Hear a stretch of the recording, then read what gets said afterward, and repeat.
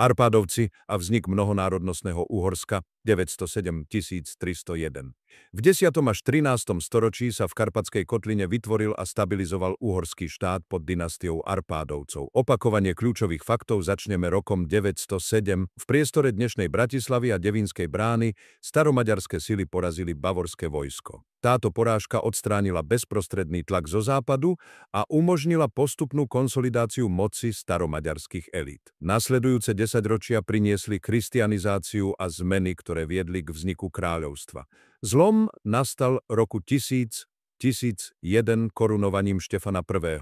Ten položil inštitucionálne základy štátu na dvoch pilieroch. Prvým bola cirkevná organizácia, sieť diecéz so sídlami metropolitov v Ostrihome a Kaloxi priniesla kristianizáciu, písomnú administratívu a napojenie na latinskú Európu. Druhým pilierom bola svetská správa. Krajina sa členila na župy, megie, komitatus, na čele s kráľovským úradníkom, ispánom, komes, ktorý mal vojenské, súdne i fiškálne právomoci. Do dynastického fungovania patril aj inštitút údelného kniežatstva, ducatus, v prameňoch aj tertia pars regni, dočasne vyčlenená časť kráľovstva spravovaná princom. Mal stabilizačnú úlohu v nástupníckych vzťahoch, no mohol oslabovať centrálnu moc, pretože údelníci si budovali vlastné mocenské zázemie. Uhorsko sa formovalo ako mnohonárodnostný priestor. Vedome pozývaní kolonisti, hospites, prichádzali najmä z nemeckých krajín, remeselníci, baníci, kupci, ale integráciou prešli aj kumáni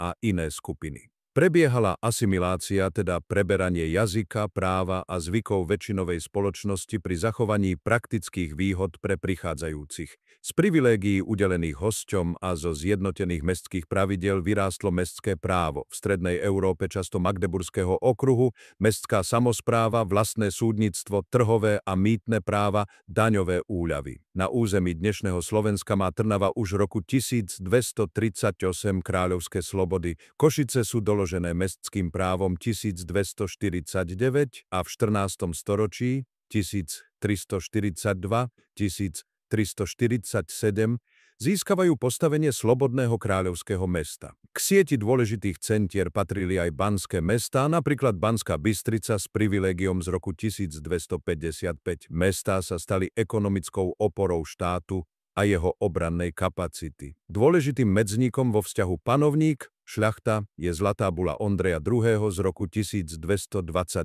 Potvrdila osobné a majetkové slobody šľachty a duchovenstva, obmedzila mimokrajinské ťaženia, stanovila procesné garancie a obsahovala ius resistendi, právo odporu proti panovníkovi, ktorý by porušoval zákon. Zlatá bula sa stala základným referenčným dokumentom uhorského verejného práva. Právo odporu bolo neskôr zrušené snemom v Prešporku 1687.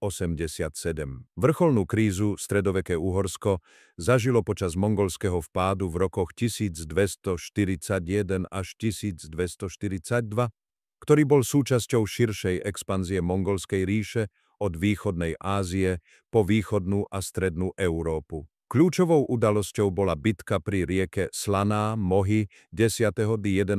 apríla 1241, v ktorej vojsko kráľa Bela-Čtatedy porazili armády Batuchána a Subutaja. Nasledovalo spustošenie krajiny, vyhorela aj Pešť, rozpadla sa obranná sieť a výrazne klesol počet obyvateľov. Európsky rozmer katastrofy ilustruje súbežná porážka kresťanských síl pri Lehnici 9. apríla 1241, v Sliesku. Mongoli Uhorsko opustili roku 1242, no následky boli dlhodobé. Reakciou Bela IV. Bola hlboká rekonštrukcia, systematická výstavba kamenných hradov, posilnenie miest a ďalšia kolonizácia. Panovník pozýval hospites a udeľoval im samosprávne privilégia, tým podnietil urbanizáciu, rozvoj baníctva a obchodu a zlepšil obranyschopnosť štátu. Aj preto historická tradícia nazýva Bela IV.